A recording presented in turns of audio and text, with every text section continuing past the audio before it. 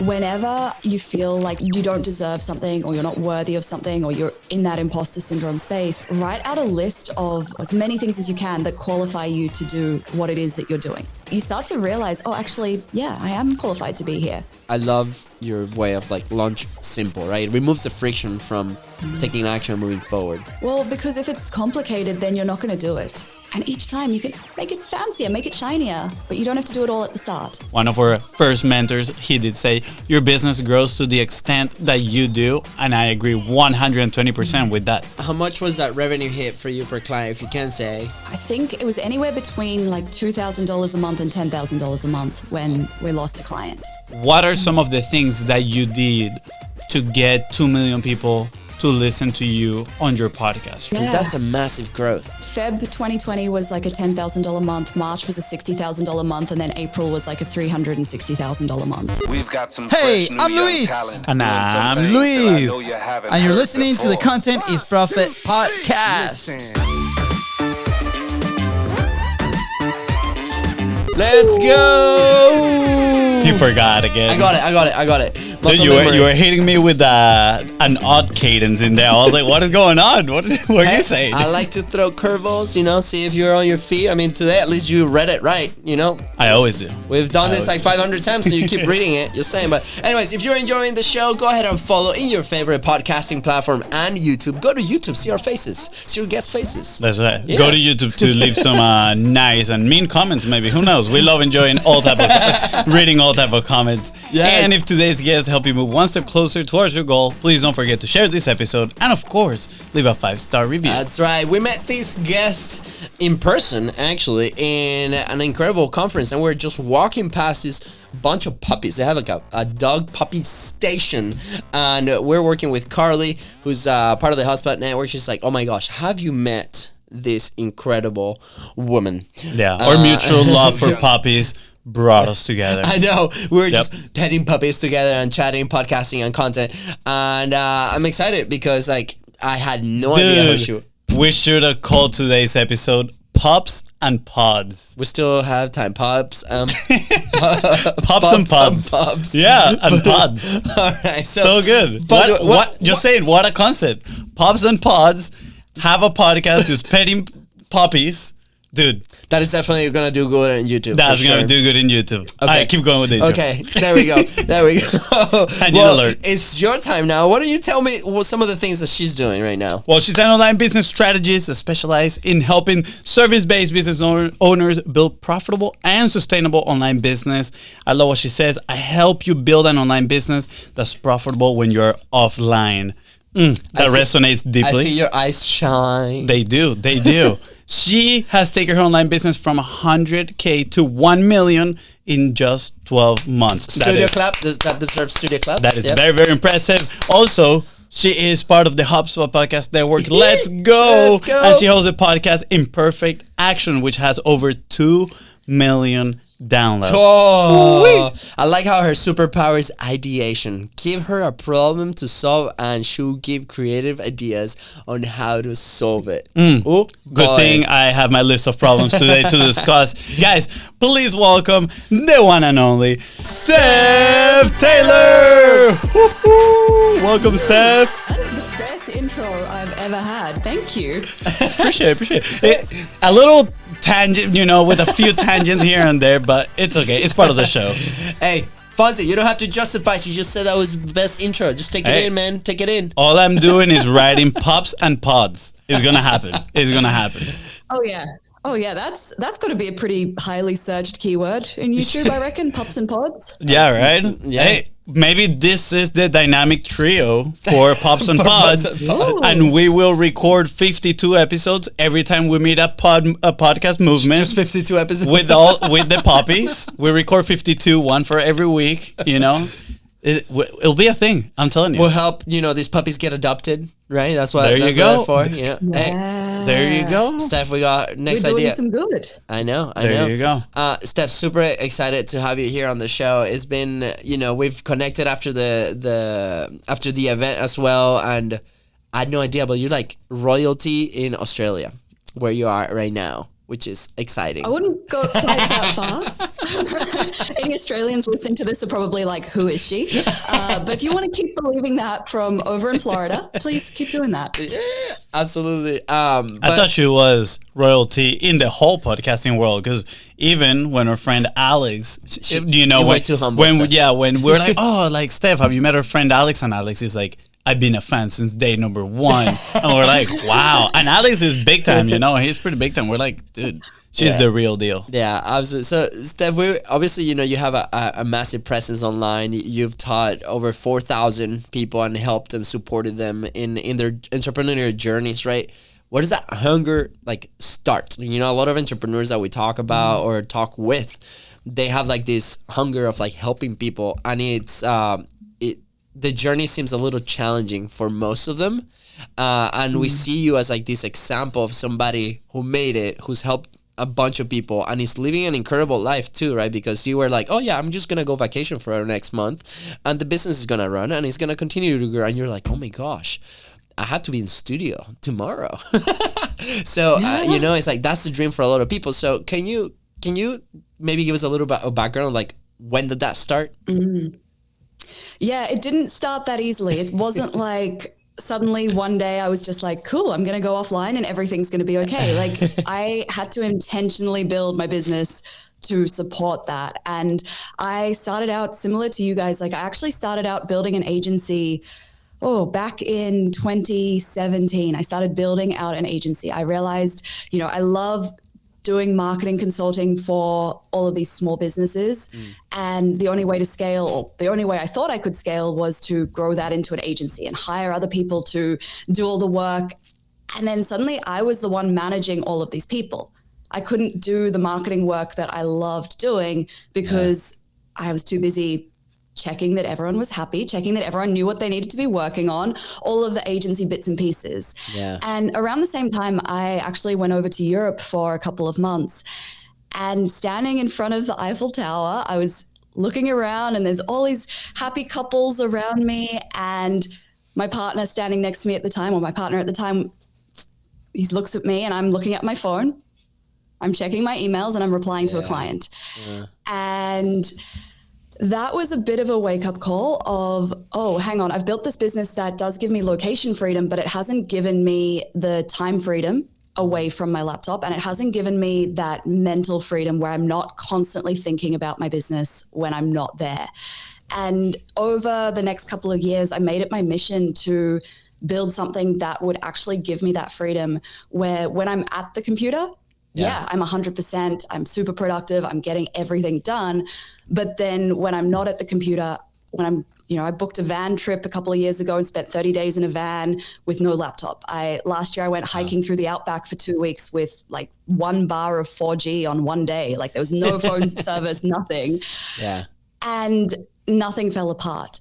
And I did that through pivoting from that agency model into more of a, digital product, courses, programs, scaling that way rather than scaling in a way that needed my time and needed me to manage people. Yeah. I can only imagine that people listening to this, they're like, tell me all the secrets. I want to know, because I want to have freedom, and not just location freedom. You touched on this, right? Location freedom is not the same as that mental freedom, as time freedom. And, I feel like we had, and now with the studio, not so much. We had some of that location freedom, I used to be able to work from any coffee shop I wanted. You can still work from any coffee shop, dude. But, that being said, a lot of the nights that we go to sleep, we have in the back of our heads the business. And you don't it's so difficult to tune out, right? What was that first step? So you were in front of the Eiffel Tower, right, with the partner at that time, and you were checking, and that reality just hit on you. But obviously, the change wasn't overnight. Next day, you didn't just leave your phone in the apartment and, embrace your newly gained freedom while your business crumbled into pieces, right? You probably took a series of steps, right? You probably, I know you're big on strategy and longevity. So what was a strategy that you set up in place to get you into that mental freedom? Before you answer that, Steph, were you aware that's what you wanted, right? Because like here's where I've been for a lot of years. It's like this is normal, right? Like I'm gonna be at 9 p.m. and I'm checking the email, just what's up, and it's like in my head, I think I'm like at the limit now where it's like after this conversation with you, I'm gonna be like, there's a new reality. But in my head, I'm like, that's what it takes. That's what, and I think a lot of business owners and people are listening to us, right? They might be in that grind. They might be in like, they have a job or they have like their side gig, and they might be in that mental stage. And even when I had a job, I managed fitness studios, and 10 p.m. I'm sending reports, right? So exactly. I mean, now with the context, right, of like how maybe I personally feel, it might help steer the answer. Yeah, absolutely. And it's funny you say that, because I actually, even though I was really unhappy in that moment and I knew something needed to change, I didn't change anything for a long time, because we're humans. Like, we resist change. It's really uncomfortable. And I think it was about 6 months later, I had another similar moment. So I had booked a week on a yacht in Greece with some friends, which was as amazing as it sounds. But to have that week on the yacht, I knew I needed to be offline for a week. And I put so much time into preparing my team, preparing all my clients, making sure everything was scheduled, we were on top of all the work that needed to go out. And still in that week on the boat, I remember standing at the front of the boat with my arm outstretched in the air, trying to get enough phone service to check my emails. Wow. And that was more of a wake-up call for me than the Eiffel Tower moment. Because then when I got back from that trip, when I got back to Australia, I thought, you know what? I've just had the most incredible time overseas, but the whole time I was thinking about my business. I was distracted. I wasn't present with my friends. I wasn't present in these beautiful locations. Yeah. And it started by firing my first client. I already had one online course at this point, but I knew that if I wanted to turn that side of the business into something that would actually sustain me, I needed to spend more time on it, which meant letting go of clients and taking a bit of a revenue hit. Because similar to you, I thought for a long time, I thought it's just a matter of getting more clients, and then eventually the business will be at a point where it runs itself. But for each client that I took on, I didn't realize it was actually adding so much more to my plate. Yeah. And the business model wasn't set up in a way that if I just suddenly magically had more clients, I was going to work less. I was actually going to end up working more. So I had to start letting go of those clients one by one. And each time I let them go, it was like, oh, that's another little revenue hit. But then I started selling more and more of the courses.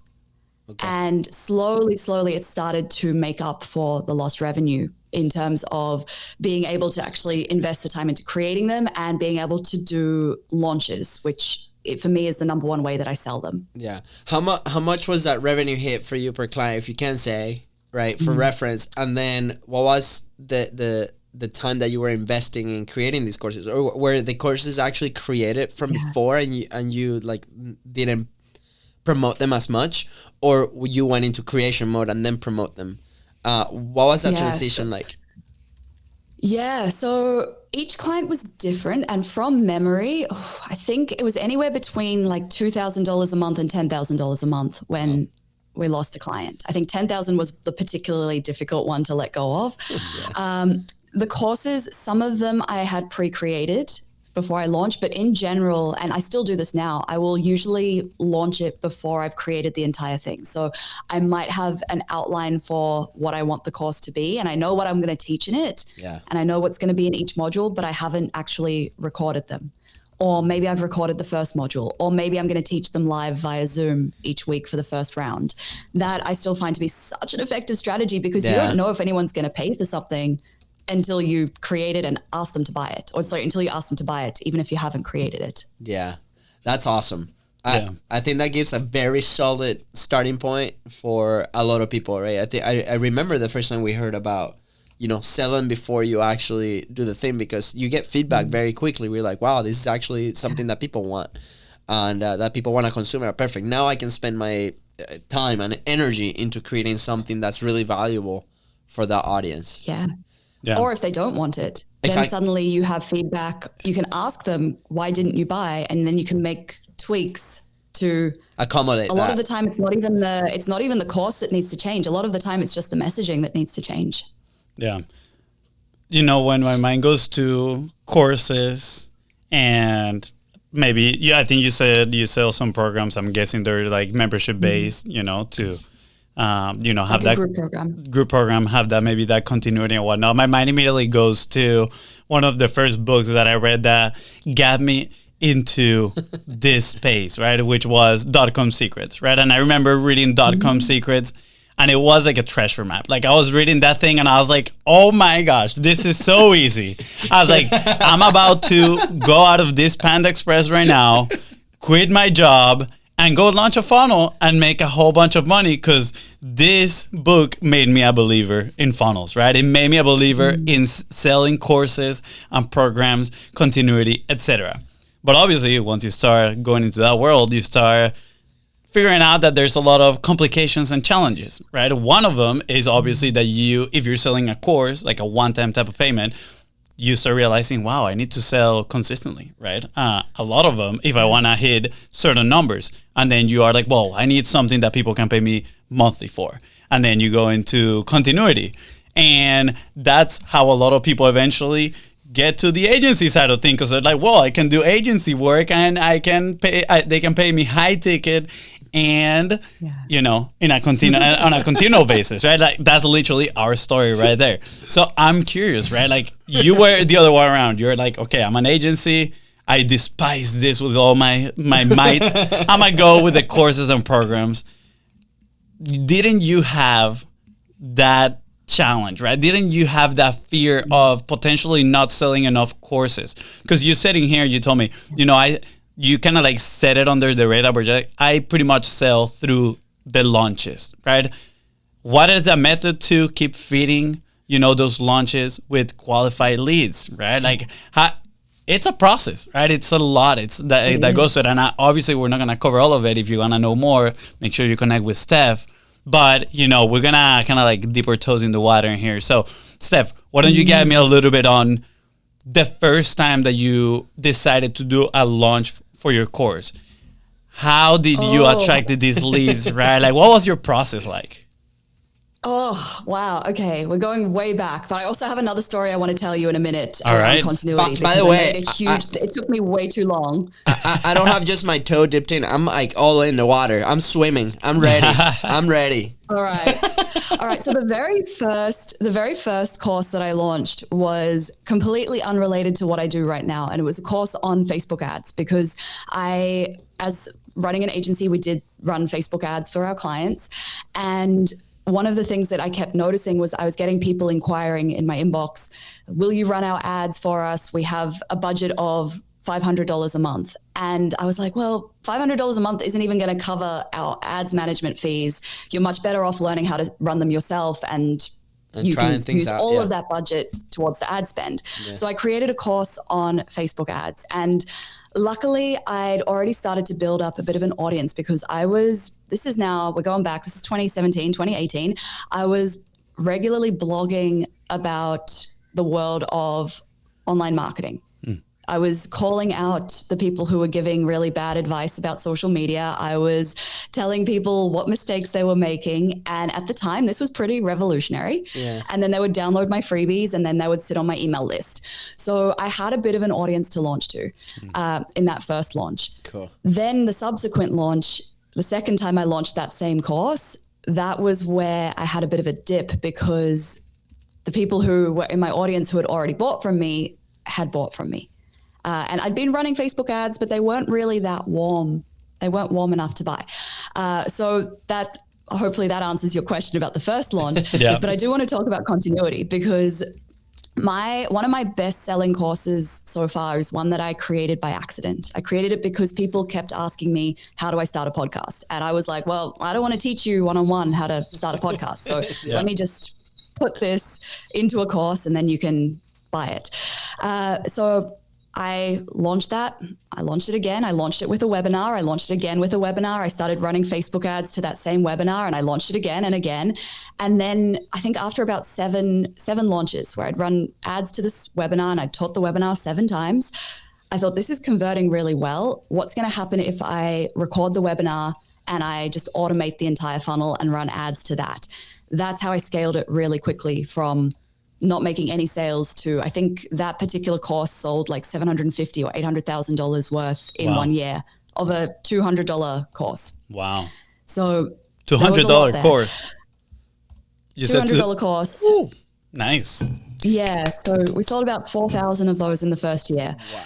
And that was through running Facebook ads to that particular funnel. But the mistake that I made was I didn't think about continuity.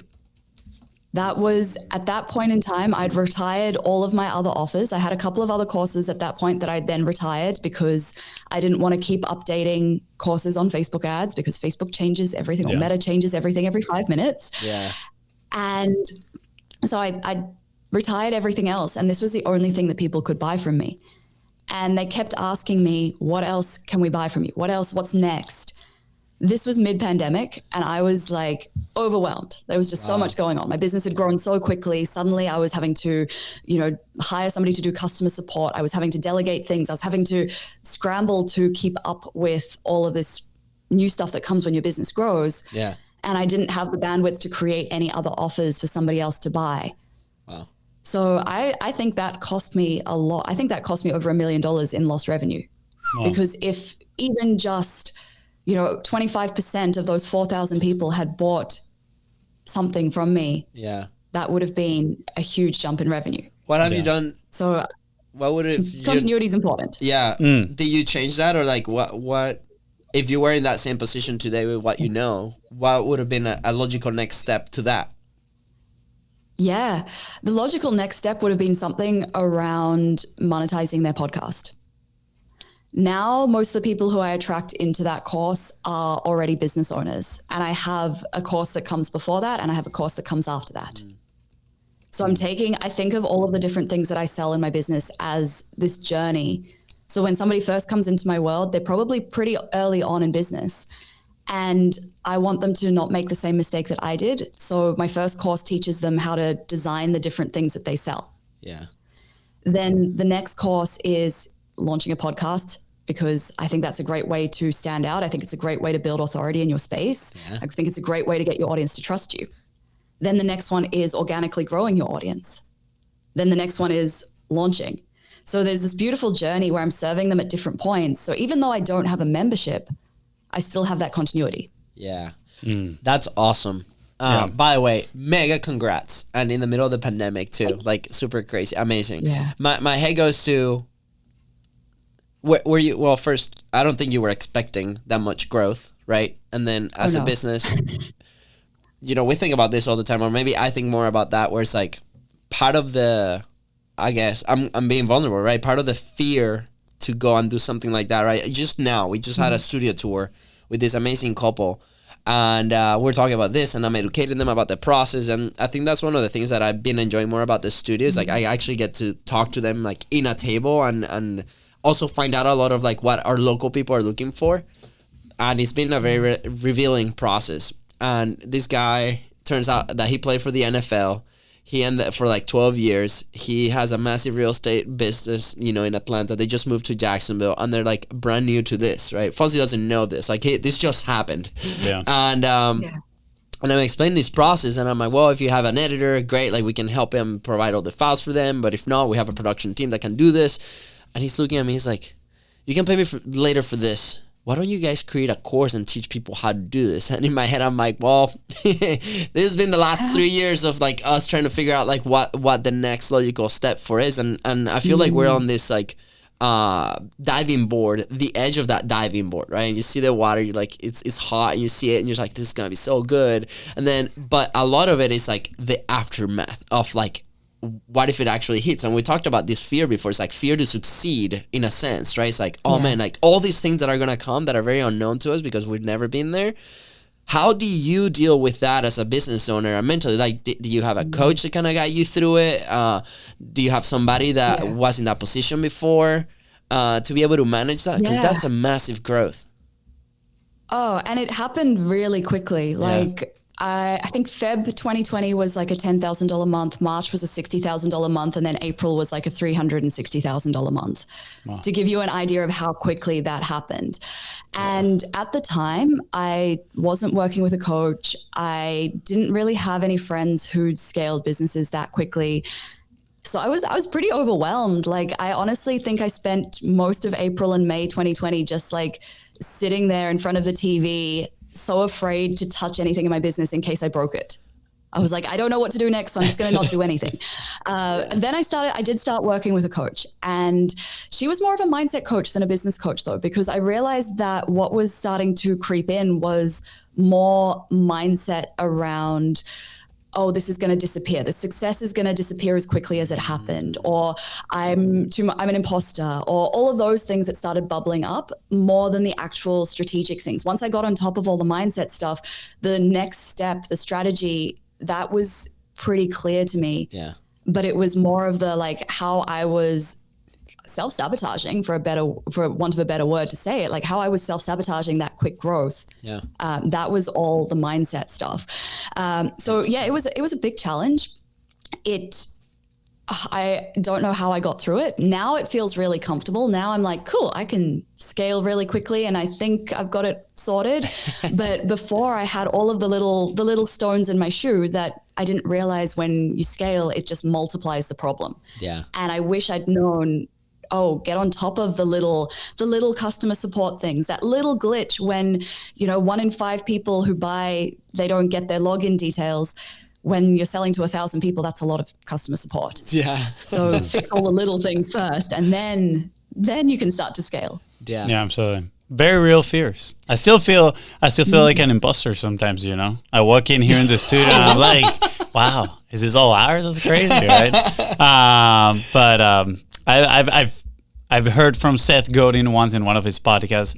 He said that the imposter syndrome was more of an indicator that you're on the right track, right? It's an indicator that whatever is on the other side is probably going to be good for you and to lean into it.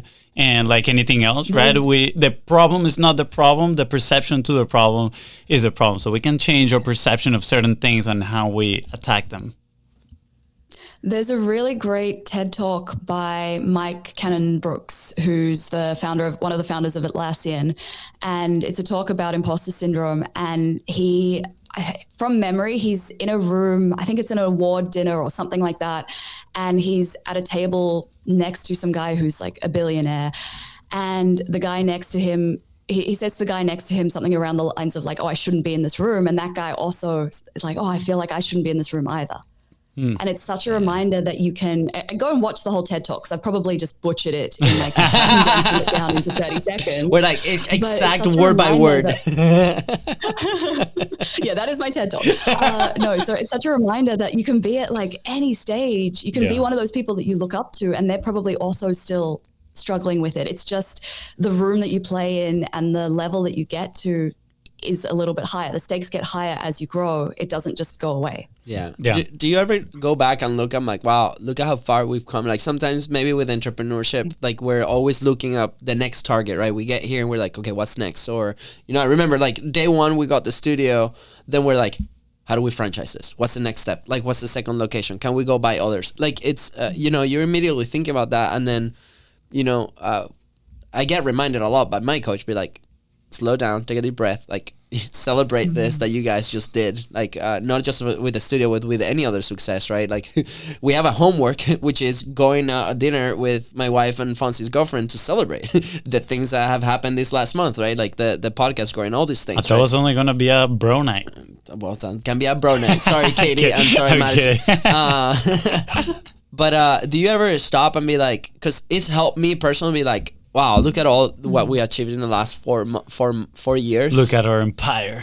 Yeah, sure. My room, like the one home office. The whole house is taken back. But no, I mean, think about it, right? Like 4 years ago, there's no podcast. No. It's just a podcast example, right? Like for us, now we're in the biggest business network in the world, right? One of the top podcasts, like, not close to yours, but we're going to catch you, Steph. But it's like, not only that, the relationships, I think I measure a lot of it by the relationships and the quality of people that we've been able to meet and connect and become friends with, right? And now we have a home in Australia with you. And, I think, we can bring that. Yeah, exactly. So I measure that. And then I look back and I'm like, wow, okay, yes. We're like, this is so worth it. And it kind of gives me that comfort to then confront those rooms. What have been some of the tools that you've used to kind of do that and fight that imposter syndrome? Yeah, I've similar to you, like I also am so forward thinking. I'm always like, oh, what's next? What's next? And something that I do like once or twice a year is I go back through all of my old journals. Like I've been pretty consistent keeping a journal since about the second year of my business. I go back through and I read what I was struggling with back then. And it's like, wow, I can't believe this little thing felt like such a big problem at the time. And now I've overcome it and I can overcome that a million times over now. So going back and reflecting on that has been such a big tool for me. Another one that a friend and mentor suggested to me was whenever you feel like you don't deserve something or you're not worthy of something or you're in that imposter syndrome space, write out a list of like 100 things or as many things as you can that qualify you to do what it is that you're doing. So whether that's experiences, whether that's actual physical qualifications, whether that's wins that you've had or problems that you've overcome, just write out an entire list of that.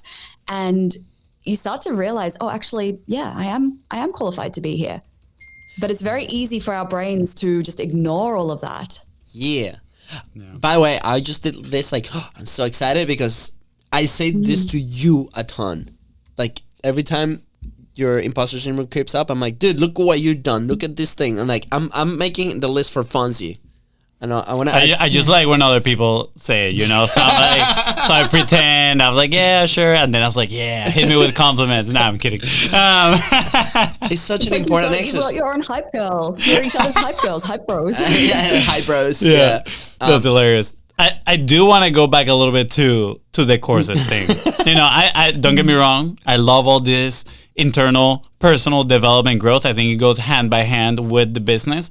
One of our first mentors, he did say, your business grows to the extent that you do. And I agree 120% with that, right? And I think Alex Charfen says, if the business is not where you want it to be, it's because you are not the person that can run that business. So again, personal development goes hand in hand with business. But I'm just so curious, and I haven't been able to take this out of my mind about your courses, because guess what? We are getting hyped up because we obviously want to do, we want to follow the footsteps of the Steph, and I name you the executioner Taylor, right? And not executioner because you take action, but also because at first you were, criticizing the bad advice online. You were like on your own crusade to protect people from bad marketing advice. And I think that's absolutely amazing. So when we go back to the launches, you mentioned that you had your email list and you run Facebook ads, right? So obviously you grow your list for a certain period of time. You get new people in there. Obviously the people that have been engaged with you in there, and then Facebook ads, I'm guessing you are adding more people to that email list throughout the launch, or you take them immediately to the funnel for them to buy. I'm curious, like how often do you do these launches? Do you do them once a quarter, right? On the Facebook ads, or when you get people to the funnels, do you have upsells, downsells? Like, is it a lead magnet that you get them on? I'm so curious. I'm sorry, I'm geeking out in here. I'm like, tell me all the deets. Okay, I'll share the launch process that we do now because it's changed a lot over the last few years, and what worked in 2017 doesn't really work that much anymore. So I have my main course, Launch Magic, that I launch twice a year. It's 12 weeks long and I teach it for 12 weeks. So 12 weeks times 2 is like, that's my bread and butter. I love that course. And then in between teaching that is when I can take that time off and go offline. And then I have a bigger program I launch once a year. And then I sometimes launch smaller ones a few times a year. So we've done quite a few launches this year, and it's been really fun refining that process and getting my team to know exactly what needs to happen. And I know what needs to happen. And we're kind of on top of all of it now. So typically what will happen is, in the lead up, we'll start sharing content that is moving somebody to the point where they need to be ready to buy. So that's usually not going to be how-to content. I always use the example of, imagine that I'm a dog trainer and you have a dog that's like barking and running away, but your dog's really old. and you think, well, there's no point. Like my dog's too old. I can't train him anymore. So when I then share how to stop your dog from barking, tips and tricks to stop your dog running away, that kind of content, you keep scrolling because you think, well, that's not going to work for my dog. Yeah. So instead, I'm sharing content like why are your dogs never too old to be trained? So that stuff's moving you closer to buying my course than on training your dog. And then I have a launch specific lead magnet. So this is not like a general lead magnet where I'm just trying to attract all of the right people into my list. This is for the right people for this particular offer. Yeah. And it's also moving them closer to buying again. So it's overcoming any of the things that are, any of the big roadblocks that would make them think, oh, this isn't for me, or this won't work for me. Yeah. Then getting closer to cart open, we'll have a webinar, usually on the first day that doors are open, maybe 2 webinars. Sometimes I'll run 3 time zones and that kind of thing. And then usually 7 days of doors open, 5, anywhere between 5 and 9. We've kind of found 7's the sweet spot with bonuses. I tend to launch pretty simply, so we don't have a lot of upsells and downsells. Occasionally I'll add an order bump or an upsell, but I like to keep it really simple.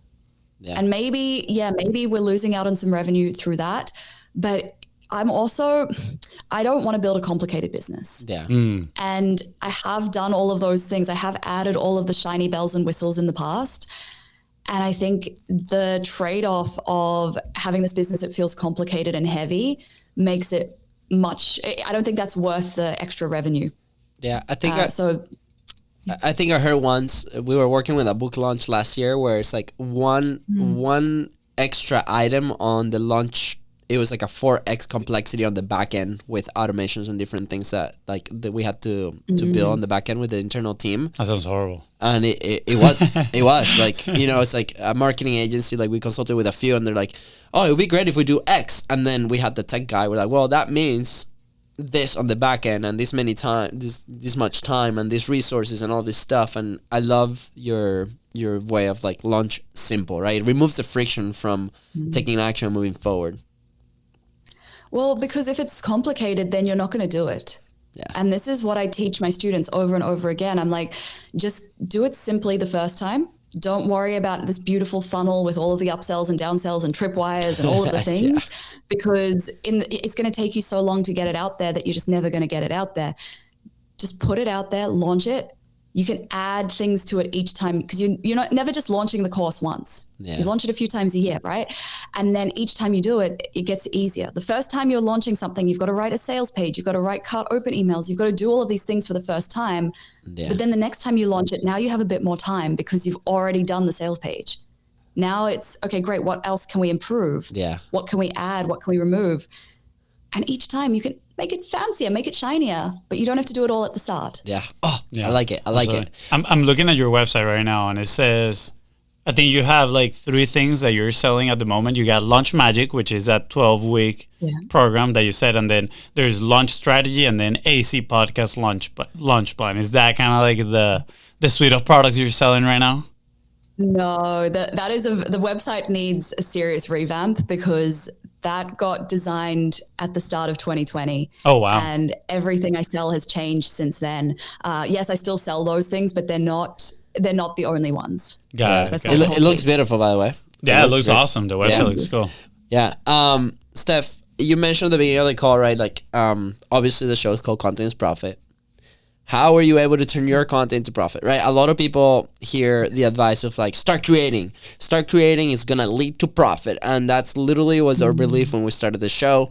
For us, it led to profit through the relationships and the opportunities that we were able to create. And that's evolving every single day, right? With a format of content that we also create. Right? There's many elements that we've learned the last 4 years of running the show that can influence this. And I'm very curious, like on your side, as we approach, the end of the show, do you have, I think like when we asked you like right before the interview, it's like, what do we want to talk? Like, what do we want to dive deep a little bit and like be very specific? You mentioned this, right? So what's your point of view? How do people can do this? What's the best way that you found for yourself and, through your community? Yeah. So I think one thing that I've really realized so I've been podcasting for 5.5 years now. And one thing that I realized was if I wanted to monetize my podcast with my own digital products, with my own courses, it wasn't going to be a matter of just mentioning in the episode, hey, I have this, go and buy it. I realized actually I need to be using my podcast to feed them into that lead magnet, the freebie that's going to move them through so that when I launch, they're ready to buy. Yeah. So realizing that actually my podcast was much higher up the funnel than I thought it wasn't necessarily for somebody who's at that point where they're ready to buy.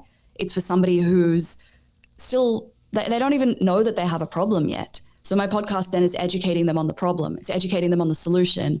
Then they can go and get my lead magnet. Then they can come to the webinar and then they buy. So that's been such a big shift for me in terms of actually making money out of the podcast. And also, realizing, maybe there are so many different ways you can monetize the podcast, and maybe there is an untapped income stream. Affiliate income's been another big one. Yeah. And I hadn't even thought about that at the start. Yeah. And now it's like, oh, well, of course, I'm recommending the different tools and the different bits of software that I'm using. So, of course, an affiliate link makes sense. Yeah. Yeah. You should definitely make your dog a personality on your podcast. And at the beginning of every episode, give him treats and then get a partnership with that treat company. And you just give them the treats to your puppy. It's a win-win. Happy puppy, happy business. I love it. There you go. I'm curious on. I know we're getting close to the end here, so this one, just you can set us fast, and maybe we will use it as a hook for the next episode. When we do the live episode from Australia, or maybe somewhere else in the world. I commented on one of your stories the other day that you were in like an amazing beach, and there was a hammock, and I was like, that looks like the most amazing hammock in the world. And you were like, I'll tell you after I try it. So was it the most amazing hammock in the world? It was a pretty awesome hammock. We couldn't record a podcast from there, sadly. There was no Wi-Fi, but it was awesome. Yeah. By the way, like when we had our first office, FONZI would suddenly disappear from like the office. Like, where is he? And there was like the back of the building had these crazy trees, and he ended up buying this it's a hammock like a portable hammock that you do with like parachute, cloth or whatever, and he'll just be like sleeping, at like 2 p.m.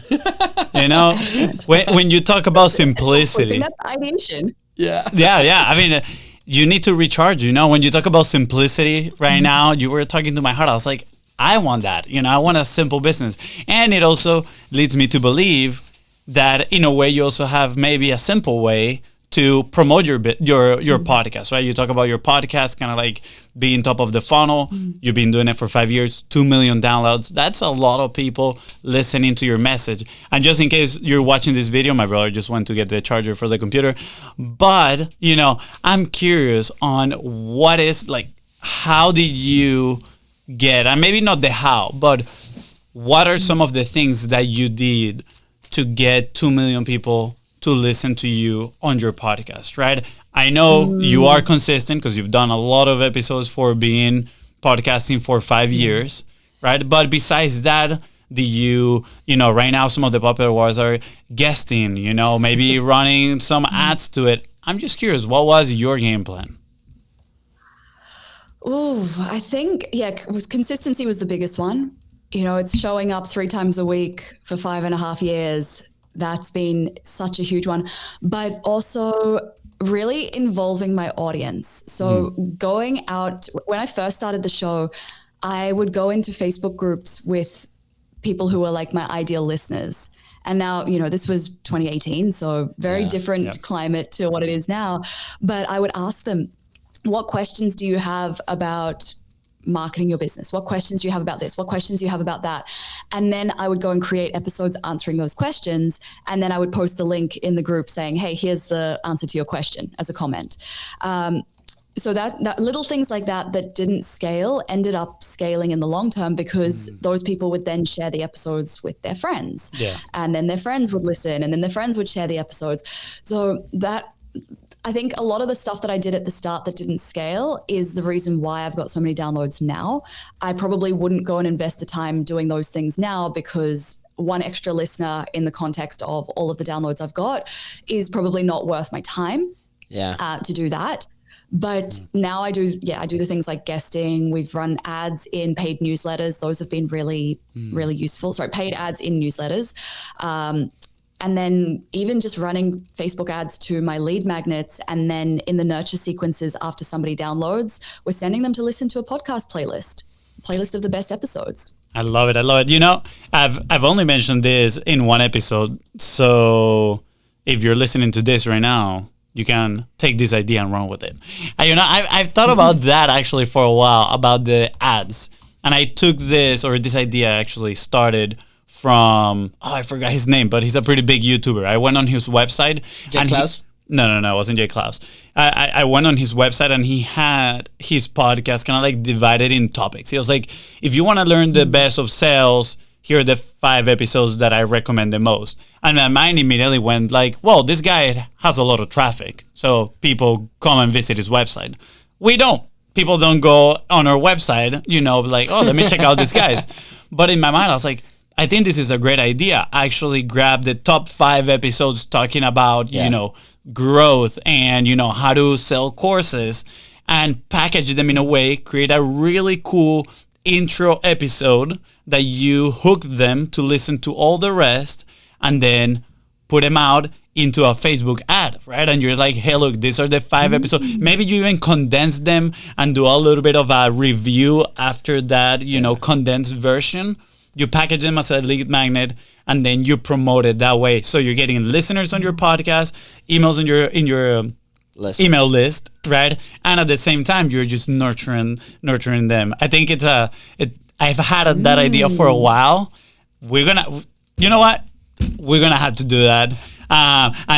Is it a will you do it or a can you do it? It's a will do it. I love it. It's a I will do it. And I think you like that idea, Steph. So if you run with it, let me know, because I would love to hear the results on that. Yeah. So we do it a much simpler way. We just put them into a Spotify playlist and share the link to the playlist. I love the idea of packaging them up, but I'm also like, is that overcomplicating it? True. I don't know. We'll find out.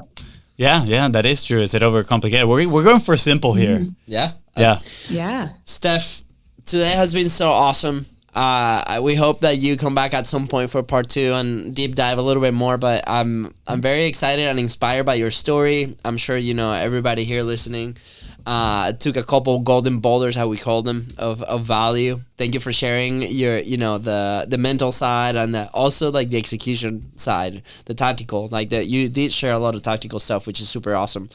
I do have a last question for you, which is the most important of all. Ready? What is the name of your dog? Now,